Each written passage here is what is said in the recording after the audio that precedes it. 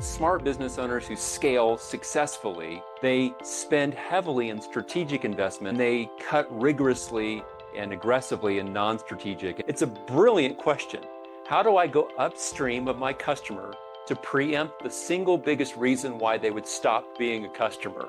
I love it. So I am so excited for this moment in time for small and medium businesses because it feels like it's leveling the playing field and 95% to more are failing. And when you look at exactly what is happening is because most businesses are not starting with people first, processes second, and then technology third. They're jumping into technology too fast. We cannot stand still. If we don't move forward, the world will move us backwards. Maui Mastermind presents the Business Coach Podcast, answering your questions and providing real actionable insights for building a better, stronger, more profitable business without sacrificing your time, life, or freedom anymore.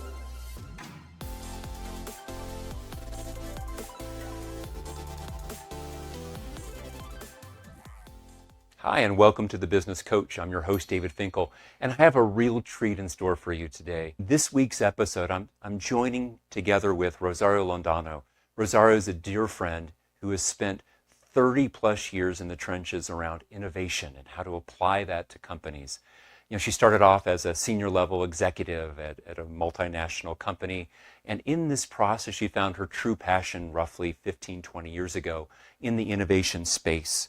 Clients of hers include Netflix, Accenture, BMW, Citigroup. I mean, she's worked with some of the most successful corporations in the world, including some of the most successful small and mid-cap companies. In this conversation, you're going to hear us talk about innovation as a general thing, but then we'll dive into deep about what this means for you in terms of AI, which is the major innovation of the day. So we'll talk about how do you as a leader of a company, whether it's a small cap company, $1, $10, $20 million in revenue, or a mid cap company, $50, $100, $125 million revenue range.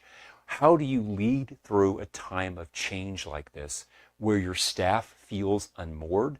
What's AI good for? What's it not good for? And how do we make sure we use it in the most effective way in a small company?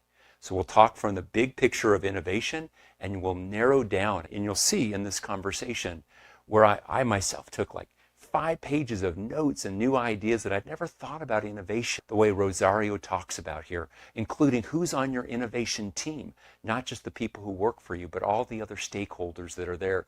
We talk about the FUD factor involved, fear, uncertainty, and doubt, and how do we help our teams have an identity that embodies the curiosity and the courageousness to deal with change in the workplace, which is so important to make sure that the people in our company drive the systems to leverage the technology, not the reverse. Without further ado, let's jump right into the conversation between Rosario and myself as part of this week's episode of The Business Coach. Rosario, welcome to The Business Coach. How are you doing today? I'm doing great, David. Thank you. Thank you for having me here. Yeah, I'm so excited about this. I was really excited. I know there's a big life change for you with your daughter off to college. And what's that like? I'm about a year and a half away for 2 of my kids to go away, and I'm a little bit freaked out about it. How has that transition been for you? It's been interesting. I mean, you hear about it, this empty nest kind of thing. So I said, well, let me innovate in my personal life. Let me prepare for that. And so for the past 2 years, I've been doing some preparation. I've been thinking what I wanted to do. But the reality is that I don't think you can prepare for experiences you've never really had. You have to go through them, you have to live them. And so it's definitely been a big shift for the past 8 years. I've curved my travel, have been very intentional about the people that I work with. And so I could be with her and be at home a lot. And so now I have a lot of freedom, but she's studying abroad in Europe. So there's also the time change, and it's been a bit of like, oh, I wonder what she's doing now and what's happening with her life. So definitely a big transition, kind of a white canvas, but also like a missing of not having her around. Yeah, So I still can getting used imagine. to it. Yeah, I can imagine that. So Yeah. that fits in with the conversation we're going to have today about innovation for business owners. And so, you know, we're living in a time where the big media, innovation right now that everyone's talking about is AI. And I want to get into AI with you. I know that's an expertise for you in the businesses that you currently work with now. But before we go there, you have a rich background and history that talks about innovation as a whole.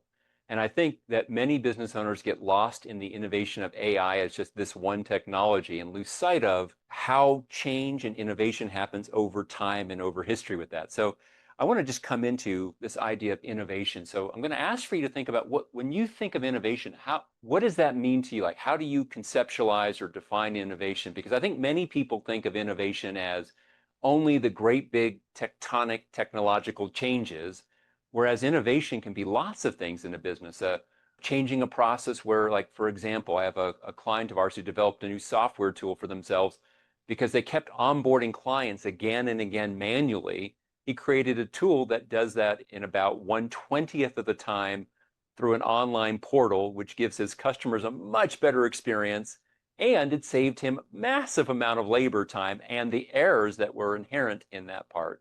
So how do you conceptualize or define innovation in your thinking? Well, you asked the great question. I think if you get to innovation experts in a room, 100, they will have like 100 different definitions. It's one of those words, David, that it gets also people confused. And am I really innovating? Or it can become one of the words that people throw out to be like, oh, I'm being so innovative. But the truth is that in my perspective is when ideas either help a process, kind of what's going in the back of a business, serve a client better. So how these new ideas get to market. That for me is really where innovation happens. It could be disruptive innovation. So for your clients, that seemed like something that they were already doing. And so it's how they can do it better. And then there could be innovations of a completely new product or service that they start seeing, oh, now that we have this free time, I wonder if we can now offer this different product or service. So for me, I really think that getting it to market and having an impact on your client and your customer is really what measures innovation, right? If it can be tectonic shifts, as you're saying, or just very small incremental You know, change. as you say that, Rosario, what I take from that is and this is an important point. I wrote it down, but it'll start. If you could see my notes now, you'd see both those things. But what I wrote down here was it's got to be something that gets to market. This idea that innovation is just creative ideas, that's wonderful in a laboratory. But unless we can commercialize it, unless we can make that something that actually touches and improves a customer's life. And I know you use the word customer, I use the word customer, but we can have external customers that are paying us, or we can have internal customers that are part of our organization as well. But I like the idea that it's got to have some way that it's made someone's life better. The person who gets to determine if their life is better is obviously the user of that innovation, not the person who's created the innovation. Wow, this one has 2 new colors. And the person says, I didn't notice the old colors. I don't care about the new colors. That's really not an innovation. But if I can simplify where what took me half an hour before now takes me 3 minutes, boy, you've just so improved my life, Rosario. And now I'm grateful. Now I'm appreciative. Now I feel the value that you delivered to me. Yeah, and it's also what the business is about, right? I think people go into business because they do want to provide a product, a service, of course, want to make money, but there's something that in that feedback loop that is very important. And so you pointed to a distinction that is a lot of it, you can have great ideas and then maybe even prototypes. So test them with a few clients here and there. And then you could be like, oh, I think I'm onto something. But then at the end, you put it in the market and the market doesn't respond favorably, or maybe the idea was too soon, right? I think of the segues examples and then others, and the market will tell you. So in my experience and working with businesses, innovation counts when you first explore the idea, you're testing it, you're prototyping it, and then it goes into the market and it becomes kind of your business as usual. I see it as a loop. That's when the innovation has been transformative, is when now you can systematize it in a way, right? It becomes part of the core of what you do. So yeah, we're in agreement with that. I love that. You sparked 3 new thoughts that I wouldn't have had.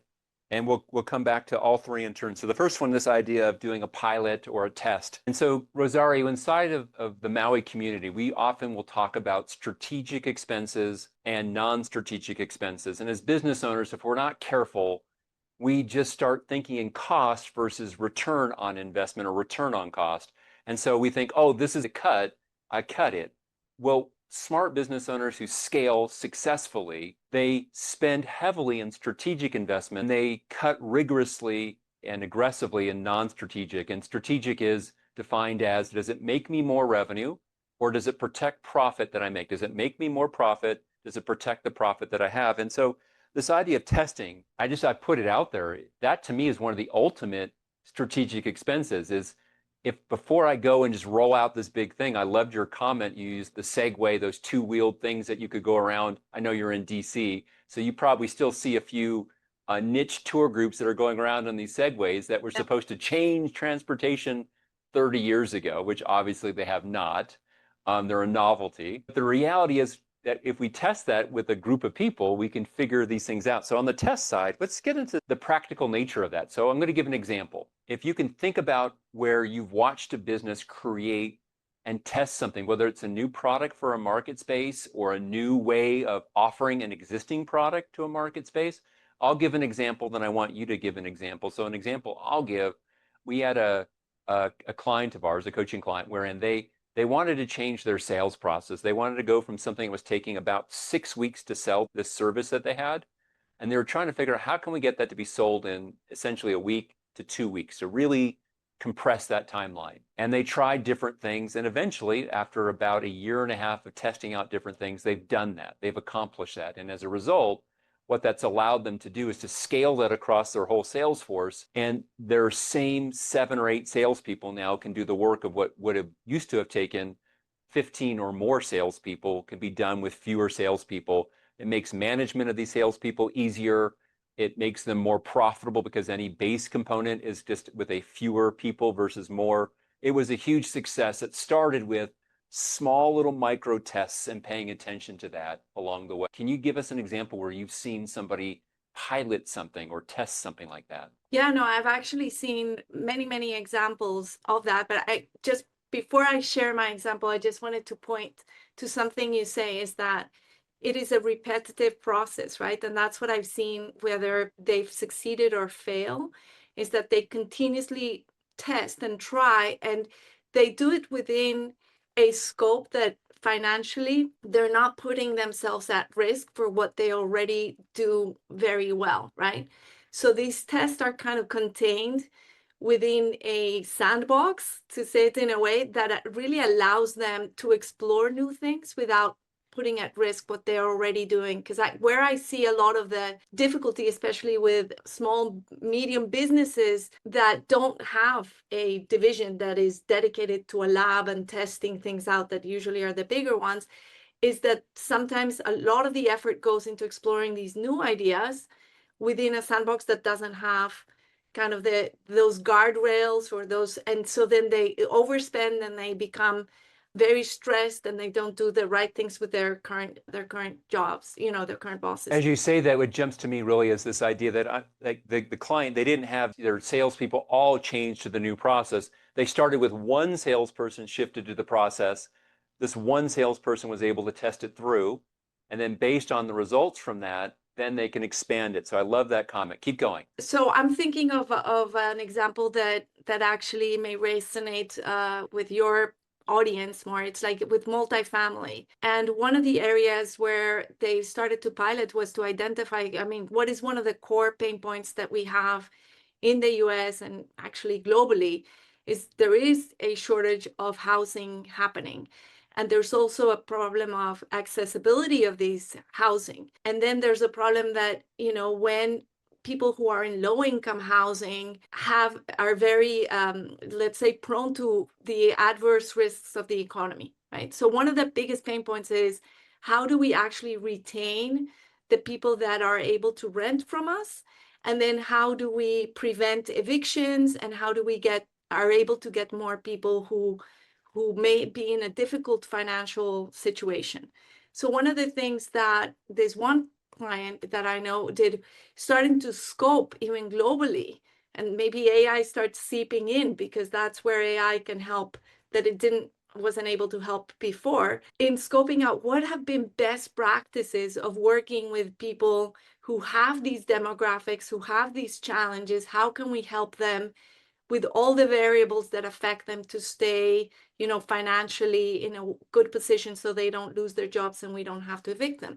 So one of these clients started to first go out and find these best practices, then test out a model, and now was able to finance their first low-income housing, let's say, business in which they are able to test this, help the people who are now living in that property to do much better financially. So let me unpack that a little bit. So this one company said, okay, I'm going to be testing this new model out. And the way I'm going to be testing it is the tenants that come in to live in these properties, I am actually wanting to find ways that they can prosper financially, that I can help them solve the problem because it also solves my problem.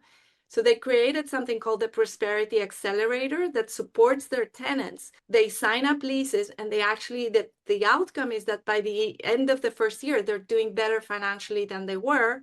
So the company can mitigate the risks of evictions and can mitigate the risk of people not paying and all of these things. Now, internally, what did the company do to be able to test that out? I think that that's also interesting. They created what we call sometimes is like a spin-off of the business. So in your case, you had one person who was a salesperson, right? Who was doing this. In this case, because it was like a larger business model, created more of a team that could then go out and dedicate themselves to testing this out. What do we need to learn? What are the things that we need to put in place with the Prosperity Accelerator? What other partners? How do we do this? So you weren't taking time away from that, from their business as usual current business. And now I know they're looking for other properties and they're expanding in that regard. So that's one example. I love it. As you said that, what I'm hearing in there are a couple of things. Number one, their innovation was if we can solve their financial distress and preempt it, prevent it from happening, not only are they going to be happier, but they're a much better customer, a tenant, or resident for us. And so that's innovative because most landlords would say, I've got a business and I have 1,000 rental units or 10,000 rental units. I historically have said, that's my tenant's problem. I just need to choose better tenants. That's how I solve the financial challenge of my tenants. Versus what you're saying is that we can take a tenant and increase their odds of being a good tenant by doing certain practices. In this case, that was the innovation. I love that. It's interesting. I wouldn't have thought to do that, right? My brain wouldn't have gone there. And we'll get to where do innovations come from, because rarely do they come from you sitting down by yourself doing it. To have what we call ideation usually requires some outside inputs. The moment you said that, I'm now asking myself, I run a business coaching company. What are the other challenges that our clients have that when they have those challenges disrupts their business such that they can't stay a client of ours? And can I preempt those challenges? That's a wonderful way of saying, can I go upstream of the number one thing that causes my customer to leave me? It's a brilliant question. How do I go upstream of my customer to preempt the single biggest reason why they would stop being a customer? I love it. And as well, David, the other thing is that then you're tapping as well, in this case, to a market that wasn't theirs, right? It was something. And so as the multifamily started to become overcrowded, right? The trends, you started to get more institutional investors interested in multifamily versus, family office or smaller shop that would own multifamily. You started to see the sector being overcrowded. And then what this company did was identify, hey, there's all this large demographic of people that are being left out of the equation, that we could be solving their problem if we change our business and the way we connect with them and the way we serve. So you're also looking and tapping into new business opportunities, is what we call like some people talk the blue ocean strategy, things like if you're willing to see things differently, like you're seeing the upstream, you see new business opportunities that you haven't Let's go to seeing things differently. I want to just quickly hit 2 and 3, because what you had said before, I wrote in my notes, I love what you said, spark things. So Number two, I put down natural experiments. Sometimes the best innovations have already happened. We just didn't pay attention to these natural experiments that we didn't intend to run in our companies, that if we just go back and look for, two different people did something different from each other, one had a better result, what can we learn from that? Or we used to do it one way without even realizing it. For some reason, we changed how we're doing it, which worked better. Then the second one is, or actually number three, Rosario, I see a lot of our clients, unfortunately, they get bored as the business owner and they change things for change sake versus for a real strategic purpose. Do you have comments on either of those two before I go back to where do great ideas come from? And this will lead us into AI, I think. Yeah, I mean, I think that the getting bored is something. So I'll connect the getting bored also with the other one. So because I see a bridge and I see a connection there. One thing is we're not capturing enough lessons learned in a business because maybe the culture doesn't support failure as much, right?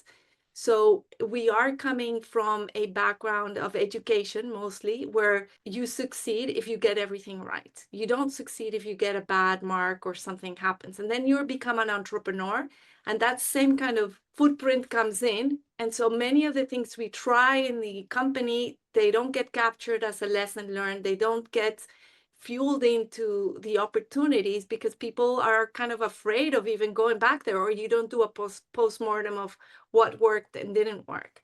And that connects to the other one of the getting bored for someone who's been like, I've done this, I'm really good, I'm getting like, what's next, right? Like you feel like you're in a plateau. And I think that the beauty there is the quality of the questions that you're asking is, what if you had to start from scratch? Would you stay in that same business or would you move and do something else? And that's where you see the pattern of serial entrepreneurs, people that, and I know your company, Maui does this really beautifully, which is allow these business owners to have depth and to be able to delegate and not even be present. And I think it does allow and encourage new business owners to be thinking, well, what else? Like, what else is in the white canvas that I can create? It may not even be in the same industry. It could be something completely different, right? Because that spark for creation is still there. Yeah. So as I hear you say that, that was just I love this idea that we can, create. It's not just solving to retain a client. We talked about the blue ocean, this idea. We took someone who wouldn't have been a customer of any of us or our competitors, and we found a way to convert them with a small little change to make them a potential customer. And then talking here about this idea of serial entrepreneurship. And then as we have a more owner-independent business, we have some opportunities around that. It's interesting as we get into ideation, this idea of that. I was having a conversation with a friend of mine who is probably one of the best creative thinkers I know. He's a guy who started companies that probably, I'm thinking the market cap of the companies he's been involved with is somewhere in the 25 to $50 billion range. So the guy really knows his stuff. And his comment was, David, you don't innovate inside your office. His comment was, you need to get out there into the marketplace. And his comment was, he did a lot of technology companies. He would send his engineers to go spend a day in the life of somebody else, or he would send his sales force to go spend a day in the life of their counterparts. And this idea that if I can spend a day in the life of somebody else, especially if there's someone I'm going to actually understand the real world reality of what they're facing. And so any innovation I make is actually going to be rooted in reality, not just rooted in, oh, this sounds wonderful to me in my office with my beautiful conference table. I've written my ideas on my posters around the wall, my Post-it notes around the wall. What do you think about this idea of getting out of your office for innovation? I think it's critical. And I also think it also expands on this idea of who's on your team when you're innovating. And so one of the things that is very important with businesses like the size that of your listeners and things like that is some of your team members are not inside your business. They're outside. They're clients that really are rooting for you and they want your success and are willing to be part of the conversation and give you the best feedback and also test ideas with you and be like, hey, would you be willing to allow me to prototype this with you and give me, uncensored feedback as to how this works? Can I now send somebody in my team to go and be in your shoes or be part of your, if it's another company you're serving, can they go there? So I see a lot of limitation as well when people are trying to innovate, who's on your business? Who's on your team? And the team is not necessarily inside the company. I would actually say that is much more your stakeholder map that you can gather and get to be a part of your team to help you come up with these ideas, to also help you test them. We need to think beyond the boundaries of the office, not only to get out and be there, but also the team members. When you said that, I wrote it down in my notes here.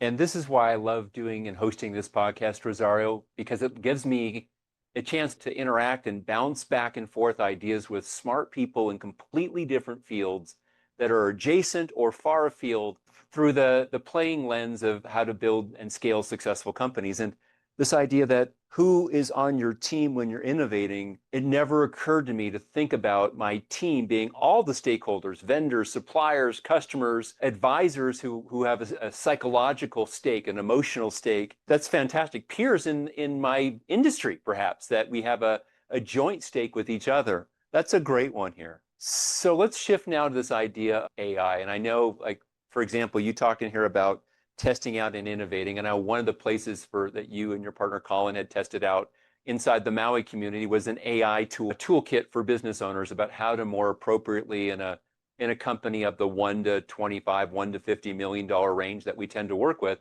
to use and leverage AI. And so we became kind of that testing ground. But when you look at AI for a small business owner, someone who's got a company, 3 million, 33 million, somewhere in that range, what comes to mind for you as the things that you see AI really good for, and where business owners start using AI in ways that don't really serve their greater motivation of building a scalable, profitable company?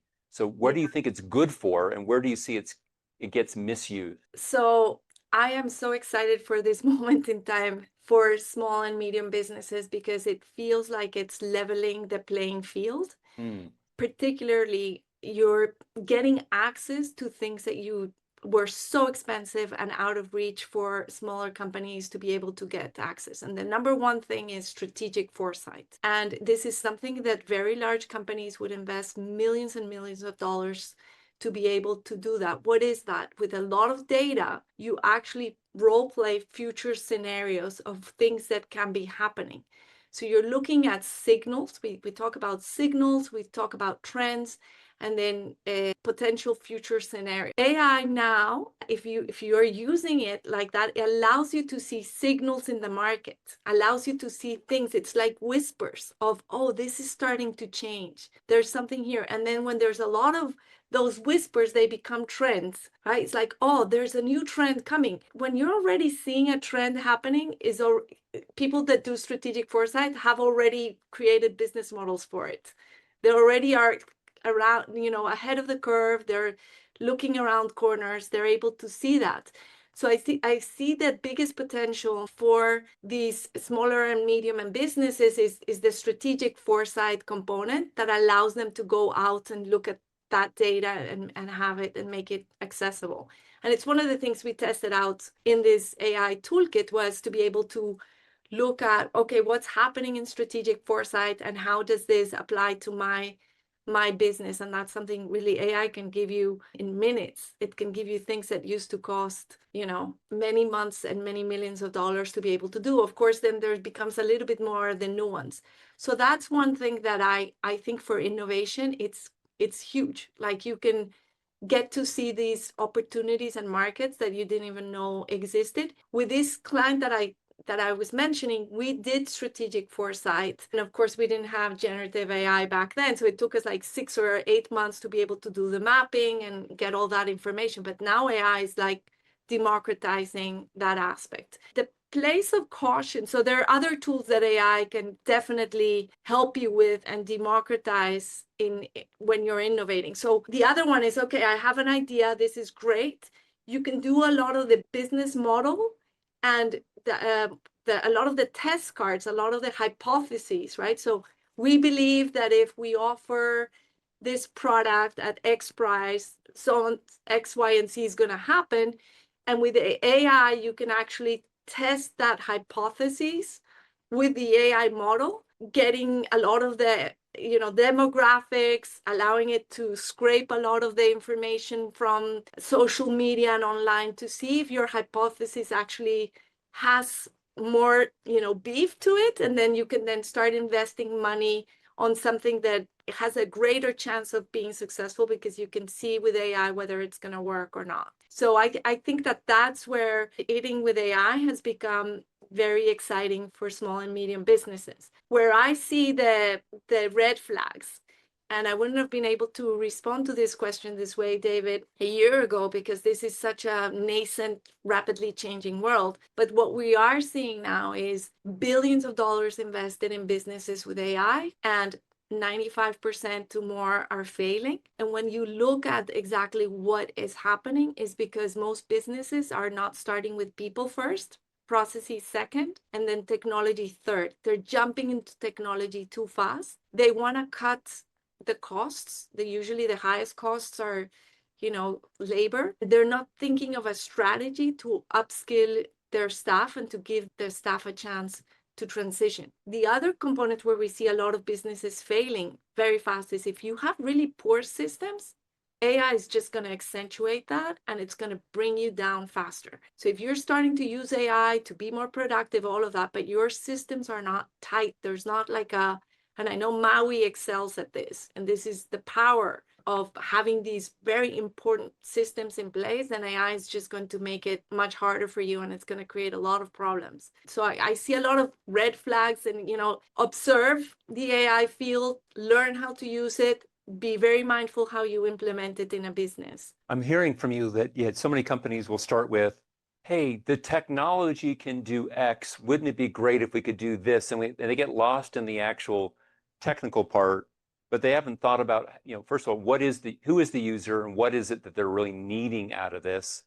Do we have a process? And if so, is it solid?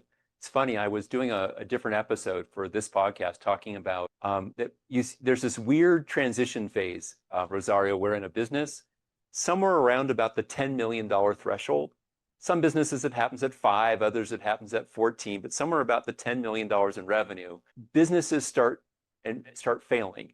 So those that get past the million and get into 1, 2, 3 million in revenue, they can scale through brute force. And then the next place they scale by is that the owner starts to be like a handyman, and he or she fixes and adds this, and oh, we had this problem, so I'll add over here. Oh, I'll put more over here.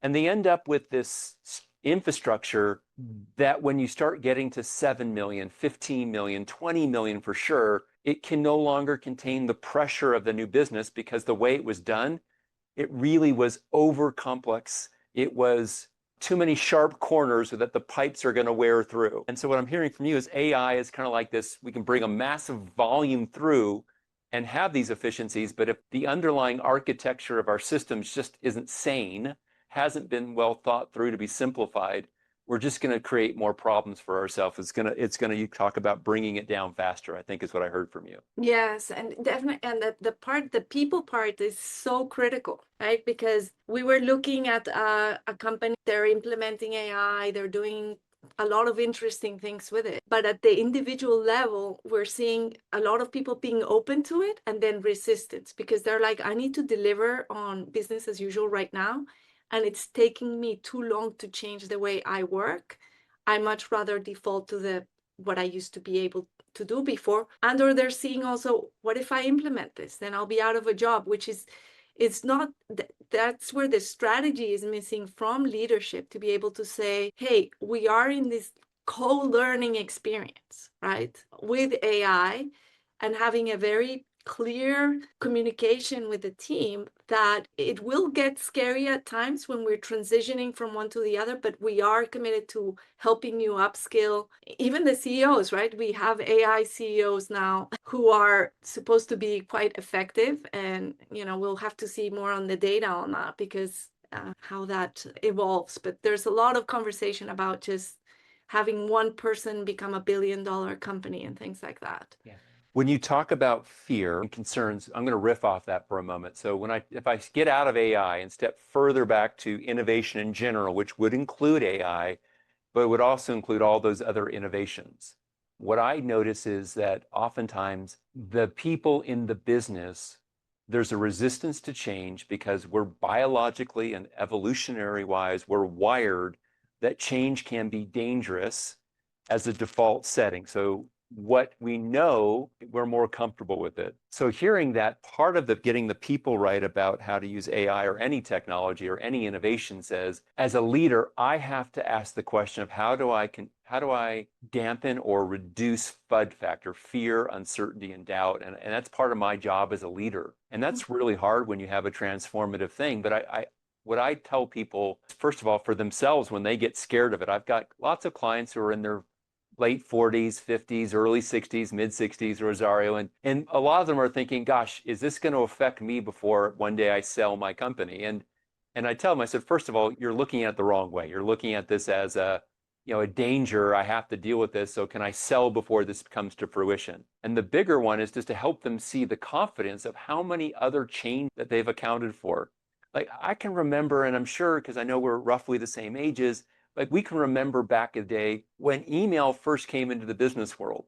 It used to be, I don't know what we used to spend as a company in my first company where FedEx and UPS overnight or 2 day, we spent thousands of dollars, sometimes thousands of dollars in a month, documents back and forth. That email really changed that at some point with that. Or innovations like, you remember back, we would go and watch TV and there was only 4 channels on TV, the 3 big networks and some other local, public television type of one. And my kids don't even watch TV anymore. They could care less about it. YouTube and Instagram shorts and other things like that. So we've already weathered all these changes. And so I think that as leaders, if we can help ourselves and the people in our company know that they have the confidence that we'll find ways to use this technology in ways that help support the ongoing persistent mission of the business. For us, it's how do we help business owners build a business, not just own a job? For someone else, it might be how do we serve the medical needs of a community? Or how do we help people have beautiful outdoor living spaces for them to enjoy? So how do you help leaders reduce FUD factor, fear, uncertainty, and doubt? Because to get the people part right, people are machines of creation of all these imaginative things that can go wrong and to be fearful. And if we don't speak to that, then we're really not dealing with the reality of the users of any technology for any process, and therefore it won't work nearly as well. Comments from you about that? Yeah, there's so many valuable things. I'm like trying to figure where to go with this, but I think that where I'm seeing is you look at people and people very visibly, you see their skills, competencies, the roles they play in the business. And then below the surface, it's much harder. It's kind of the identity they have of themselves, right? And so the identity is built by a lot of beliefs of who they believe they are and what their capabilities, what they are, right? So some things are very visible and then it goes below. I do think we are in a transition. They've gone through already many changes and everything.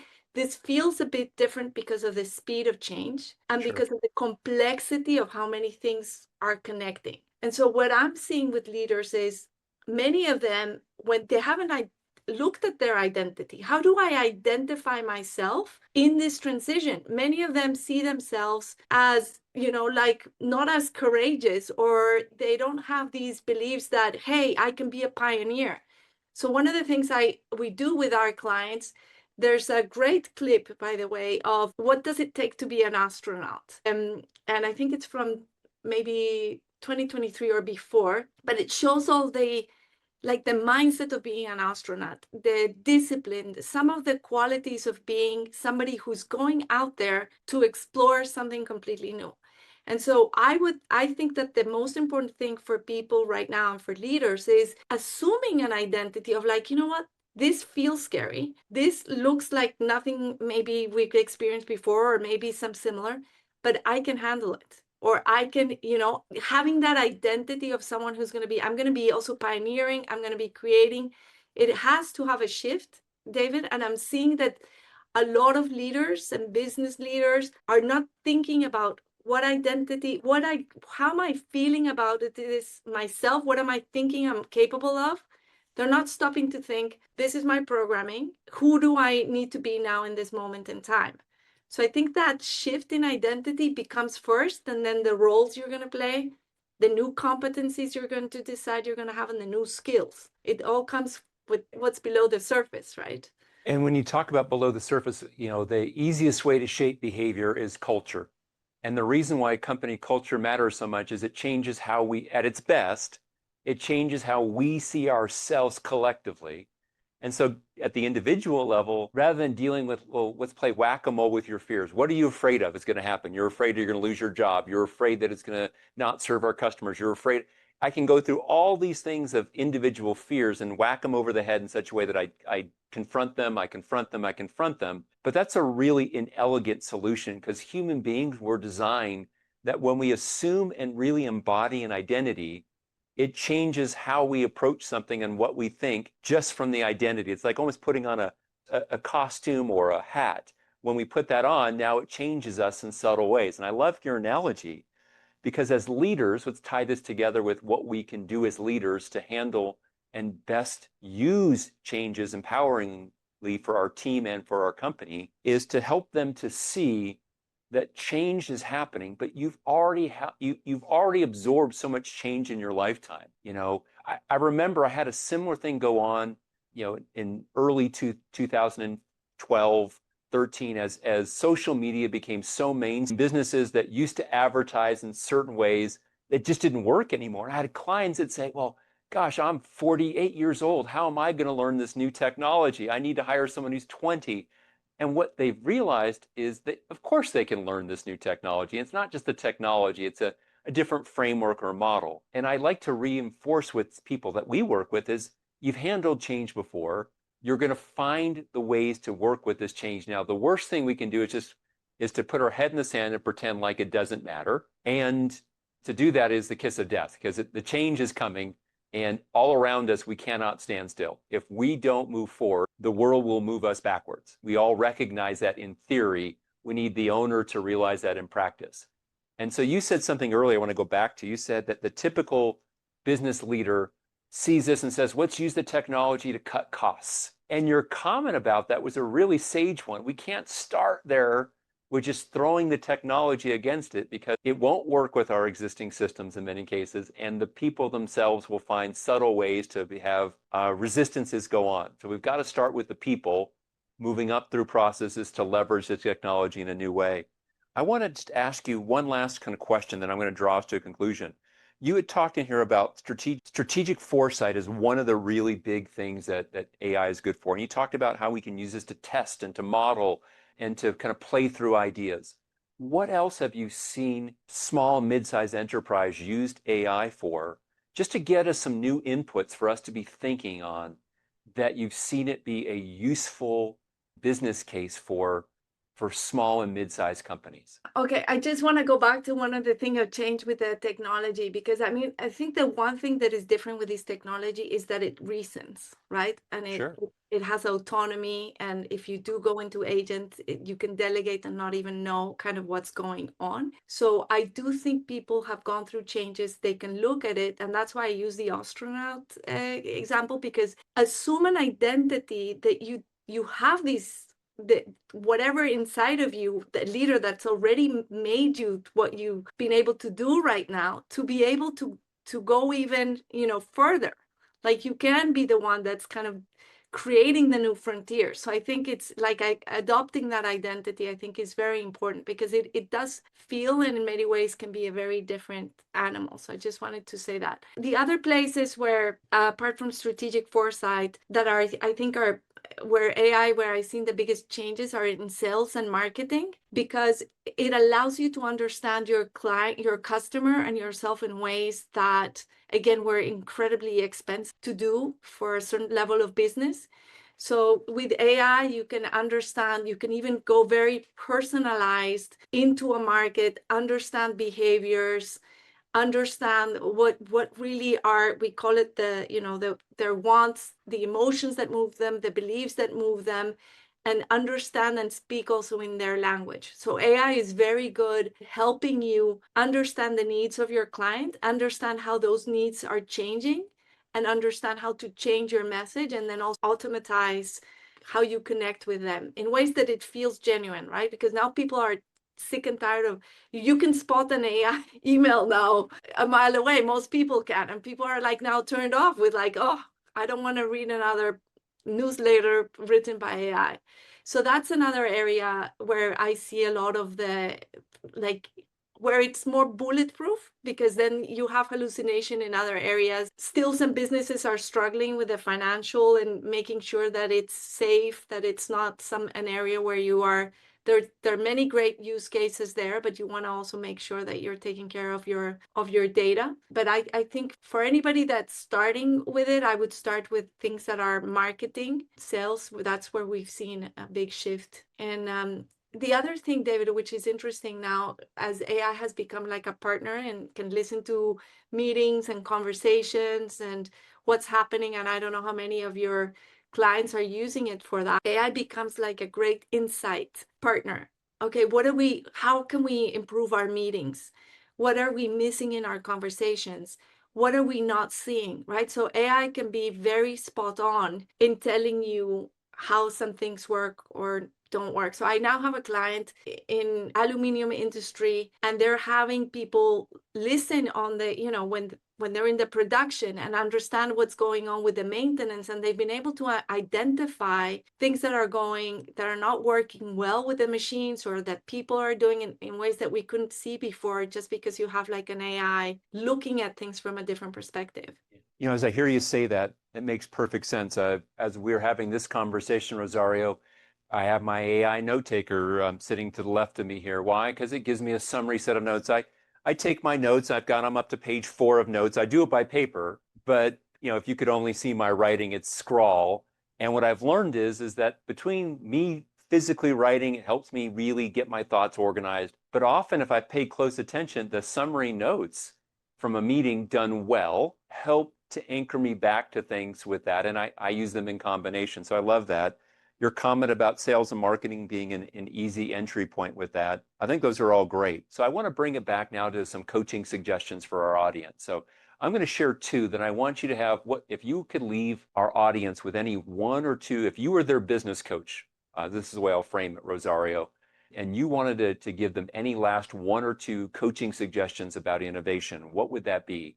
And so I'm going to share my 2 first as an example. So my first one here is, as a business leader, our job where we create real value is the emotional resiliency and the place from which our people behave. And if they're in a really empowered place, they're going to perform so much better. So part of what I need to do is as a coaching step, is to help give them identities of that they've dealt with innovation and change all their life. This is different in the technical specifications, but in the big movements, this is just another one of the changes that's happening. It feels bigger simply because you're right there. I can go backwards in time 10 years ago to social media. I can go backwards in time to where we used to be with television versus the explosion of cable channels to really the death of cable television, right? So I can go back and help them see that we're going to find our way through this to use for the best and highest of the company as a whole, including them.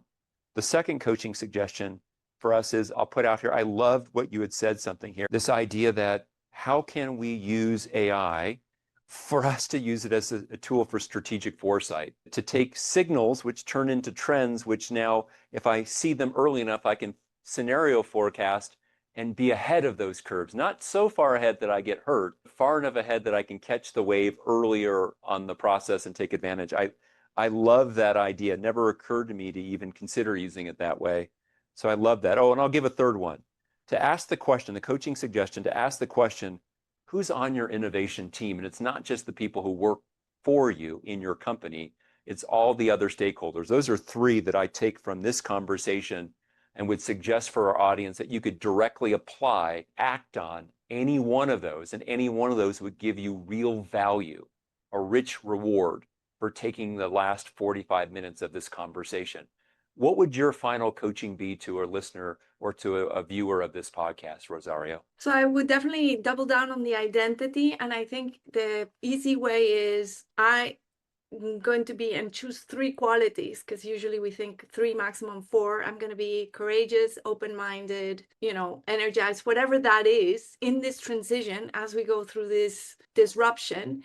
And then really see those qualities, and every meeting that you have, before the meeting, remember that that's who you chose to be, the hero, the heroine in this moment in time, right? That feels like on this journey, who is it that you're going to be? And then you anchor on those qualities, and then you come to meetings that way. And I've seen incredible shifts happen when people decide that, what, I like innovation and it's fun. The other thing that I think is important is a lot of people think innovation is very expensive and it's very difficult. And as you started the conversation, innovation doesn't have to be like a complete new product. It's not necessarily having to come up with, a flying car or things like that. It could just be small steps in things that you are shifting and that you're changing. And it really is fun when companies become, when a value of a company is innovation, not just a word, but when they really are pushing themselves to think differently, to see where did we fail, how can we fail better forward. When you really are having that, I'm seeing companies injected with a lot of life force. Like you can see the conversations because you are allowing it to open your mind and be, can we do it better? Is there another way? Instead of saying we tried, we couldn't.